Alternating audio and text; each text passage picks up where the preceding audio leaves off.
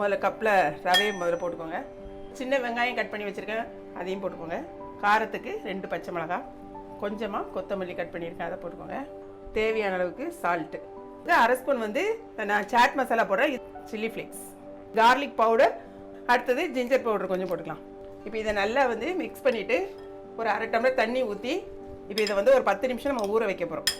Boil பண்ணாத உருளைக்கிழங்கு இந்த சைஸில் 2 எடுத்திருக்கேன். இந்த மீடியம் சைஸ் இருக்குது பார்த்தீங்களா, இதில் போட்டு நல்லா துருவி எடுத்துருங்க. பொரித்து எடுக்கிறதுக்கு நம்ம ஆயில் ஊற்றிக்கலாம். இப்போ இந்த உருளைக்கிழங்கை நம்ம அந்த ரவை கூட நம்ம ஆட் பண்ண போகிறோம். 1/4 ஸ்பூன் வந்து சோடா உப்பு, எல்லாத்தையும் போட்டு இப்போ நல்லா மிக்ஸ் பண்ண போகிறோம். கொஞ்சம் கொஞ்சமாக எடுத்து இந்த மாதிரி போட்டுக்கலாம்.